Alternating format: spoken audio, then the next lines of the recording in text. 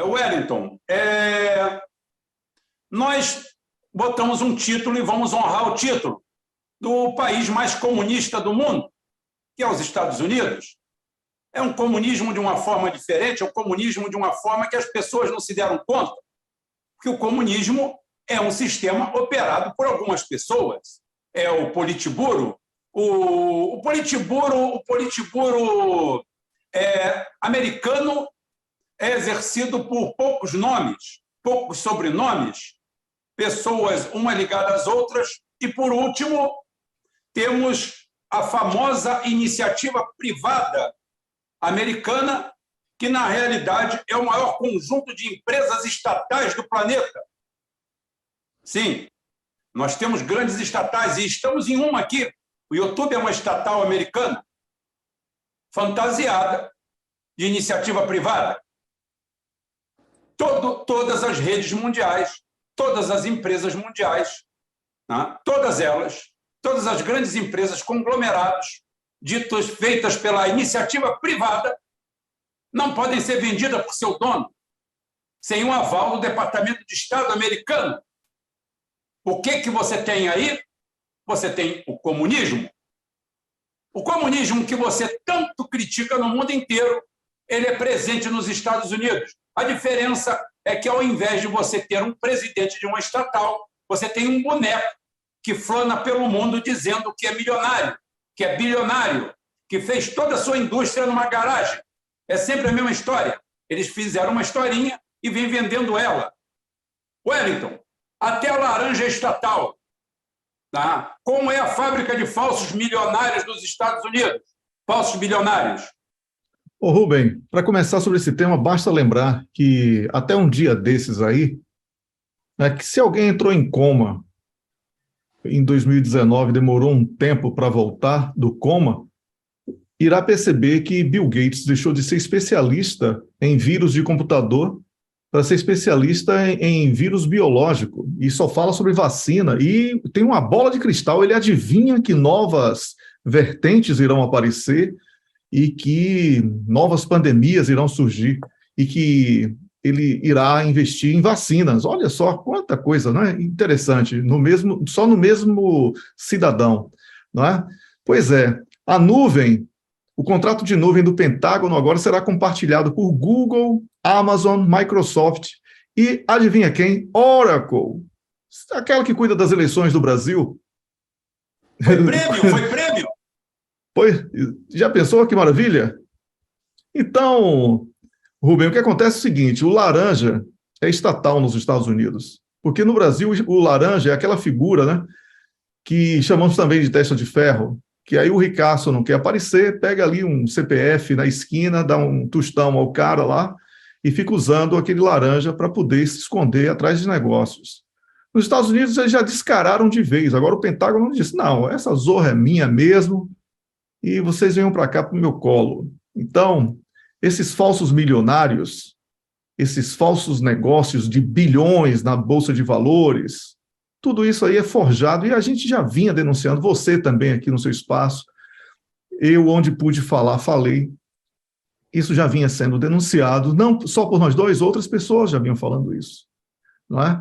Observe que o Twitter foi vendido recentemente para o Elon Musk, e já estão dizendo que o Twitter foi comprado para poder abrirem um processo contra o Partido Democratas, que merece, obviamente, mas não é o caso, porque todo mundo falava que era um investimento de bilhões para poder melhorar os serviços e etc. Não, era só uma briga ali entre uma máfia e outra, entendeu? E querem fazer o Twittergate e outras coisas mais. Então, essas empresas que aparecem aí com essas historinhas de garagem, como você contou, são todas empresas de fachada que pertencem ao Estado norte-americano, que, para justificar a entrega do patrimônio público dos outros países, eles pregaram durante muitos anos que lá as coisas funcionavam de maneira privada. Por isso, a provocação com o título que os Estados Unidos são o país mais comunista do mundo. Porque agora não tem mais nem como esconder que essas empresas aí, e estamos falando só das empresas de tecnologia, Aí você pega as empresas de armamentos, que dizem que são privadas, até o Exército está terceirizando. O que é que estão fazendo? Estão enchendo o Exército oficial norte-americano de LGBT, YC, aquela coisa toda, e enchendo o bolso da turma da mamata dos Estados Unidos. Como seria mamata em inglês? Ficaria engraçado. Se alguém tiver aí no chat disponibilidade para a criatividade, fica à vontade. E aí esse pessoal está querendo até inventar uma espécie de concorrente do Grupo Wagner, da Rússia, que eles tanto condenam, não é? Mas eles querem fazer algo parecido. Então, tudo isso, Rubem, denuncia essa artificialidade, que é o tal do sonho americano, que não passa de uma loteria, e que, lamentavelmente, algumas pessoas caem no conto de fadas e acabam por acreditar nessas mentiras descaradas, e que, se o mundo fosse mais sério, já teria feito uma investigação muito mais profunda para poder denunciar toda essa farsa do sucesso da privatização. Como dizia o imortal Luiz Alberto Muniz Bandeira, a corrupção é inerente ao capitalismo privado. Então, não tem aí muito mais o que acrescentar. A grande farsa desse capitalismo norte-americano de sucesso, ela está se desmoronando a cada dia, e o pouco sucesso que eles tiveram foi sucesso estatal. Por isso, as barbas de molho de todos os países agora em relação a eles, e o alerta para o que ainda existe de estatal em outros países, para que possam ser preservados, porque são patrimônios indispensáveis nos setores estratégicos, respectivamente, para cada país. Rubão. Perfeitamente, Wellington. A gente bate nessa tecla, inclusive dizendo para você que 80% do dinheiro que existe no mundo é fiduciário e não existente. São dinheiros contábeis. As bolsas de valores dos Estados Unidos, todas elas juntas, simplesmente não valem absolutamente nada. Segundo próprios analistas americanos, as ações da Tesla Motor estão sobrevalorizadas de 15.000 a 100.000% acima do valor. Ou seja, nada responde por elas, apenas o otário maior. O otário maior é aquele que você compra por 10 e espera que um otário te compre por 11, te dando 10% de lucro. Se esse otário não aparecer, você segura o mico. É um jogo da batata quente. É aquele jogo das cadeiras que a gente brincava na roça. Quem é da roça, quem já é da velha guarda, sabe o que é. Todo mundo girando em torno das cadeiras, cada vez. Sempre tinha uma cadeira a menos do que as pessoas para sentar. E quando todo mundo dava o apito, sentava, um ficava de fora e fora do jogo. Até ficar duas pessoas em volta de uma cadeira só. E, no final, nós temos os perdedores e o vencedor. O vencedor sempre é um só, ou um grupo só, um pequeno grupo. Aquelas 10 pessoas que começaram rodando em torno das cadeiras vão sendo alijadas e perdendo durante o período. Mas eles descobriram, graças a Deus, graças a Goebbels, que reinventou a propaganda para o meio político de uma forma revolucionária, e foi levado sua metodologia. Goebbels não foi porque Goebbels era ideológico. Ele tinha ideologia lá junto com Hitler, com todos. Mas todos os seus assessores, toda a equipe de propaganda de Hitler foi para os Estados Unidos com benesses. Foram implementar os sistemas. Existe uma entrevista excelente na RT, eu fiquei de passar para o Wellington, não passei. Existe uma excelente na RT, a entrevista do empresário russo que vendia armas e foi preso e ficou 12 anos preso. A entrevista dele é um primor, desnudando a sociedade americana, inclusive falando durante todo o período que os agentes que o prenderam falavam para ele: bicho, não tem nada de pessoal, são negócios. Por que eu chamo ele de empresário e não de traficante de armas? Que traficante de armas é como os Estados Unidos chamam seus concorrentes. Quem concorre com eles, quem ousa ganhar dinheiro na seara onde eles ganham dinheiro, são logo elevados à condição de traficantes.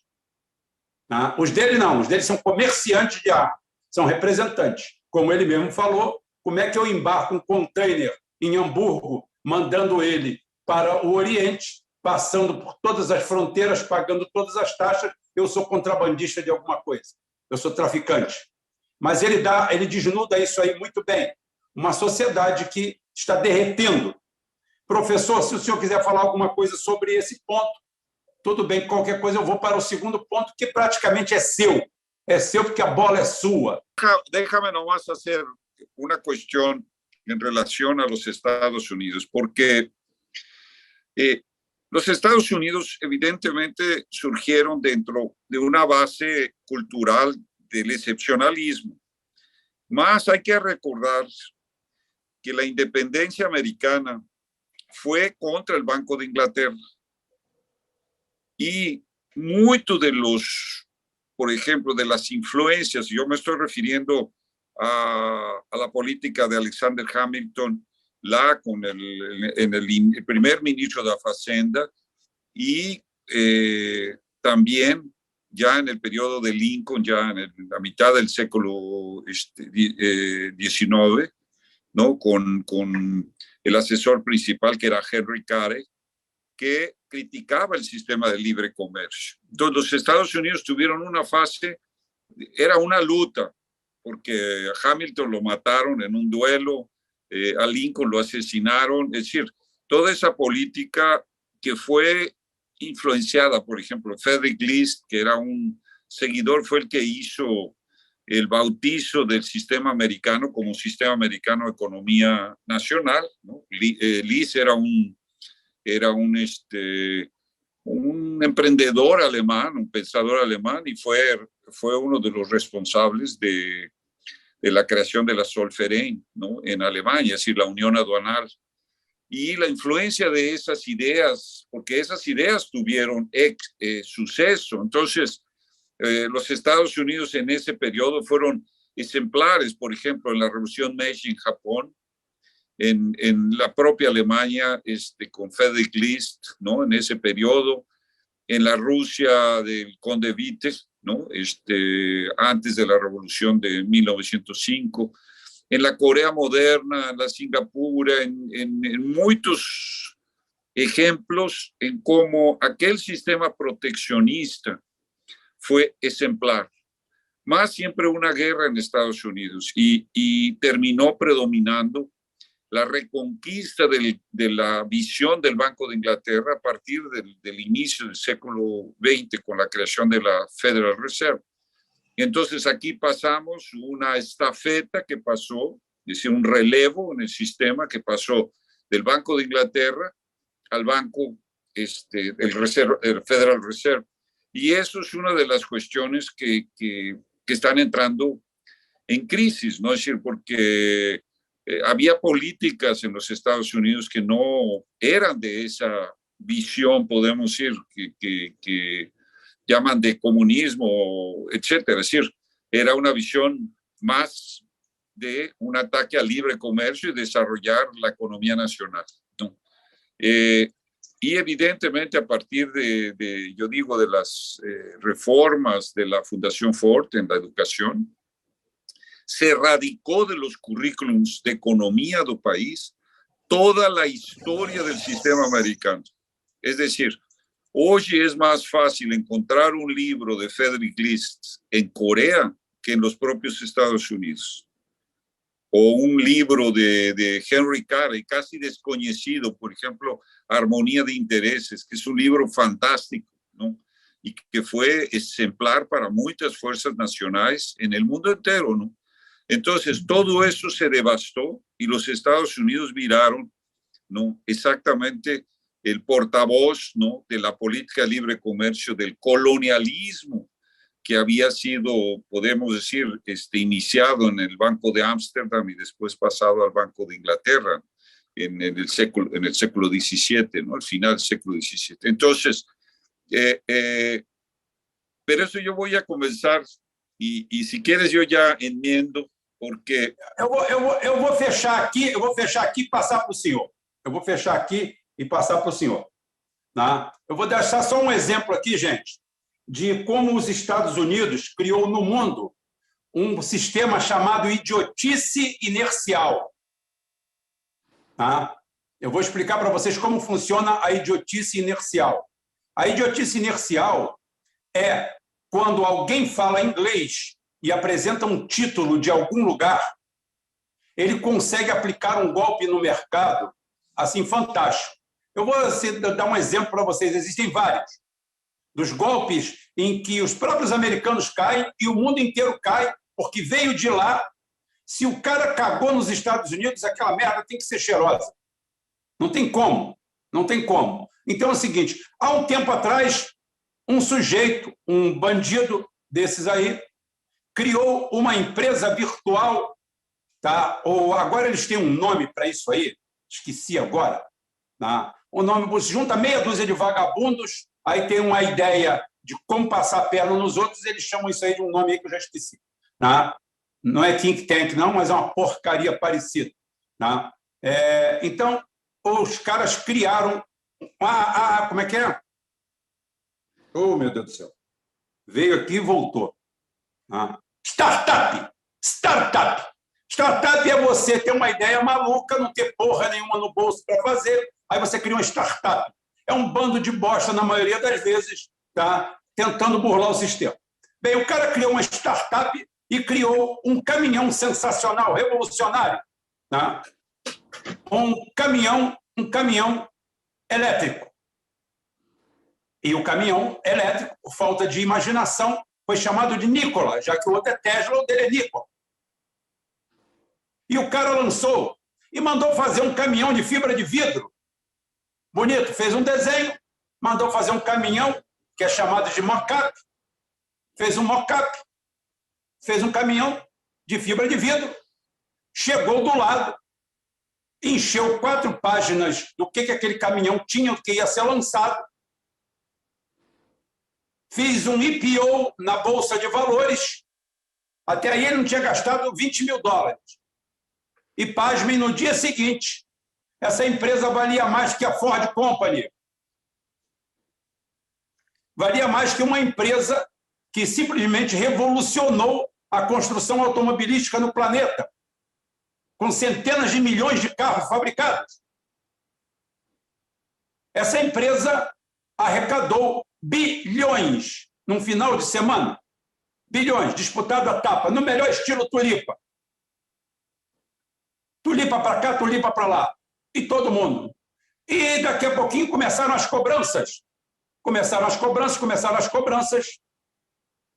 Acreditem vocês ou não, ele pegou 4 jornalistas, deve ter dado 3 pratos de comida para cada um. Lamentavelmente, tem jornalista que se vende por um prato de comida. Né? Então, é o seguinte, foi para o deserto do Arizona, modificou um pouco o caminhão, soltou ele pirambeira abaixo, como se diz na roça, morro abaixo, né? Cuesta abaixo, e filmou aquele caminhão silencioso, elétrico, funcionando. No dia seguinte, as ações dele subiram mais 20%. Até que foi desmascarado, deu uma merda total. Né? O cara está lá, não sei o quê, mas pegaram a ideia e já estão fazendo o caminhão. Nada que foi prometido, nada. O caminhão era revolucionário. Revolucionário, uma fábrica que não existia, uma empresa que não existia, um caminhão que não existia, e o pessoal comprou também com dinheiro que não existia. Na realidade, os Estados Unidos hoje é uma viagem de exército. Tá? Tem pouco a ver com isso. Wellington, se você quiser comentar alguma coisa, porque eu vou passar a segunda para o professor. Eu concluo... Não, eu acho que o seu exemplo é ótimo. Mostra muito bem que a mania de golpe também já está sendo incorporada culturalmente. Eu acho que é a melhor maneira. Então, é isso aí. O professor Lorenzo agora vai dar a aula dele no segundo tema. Não.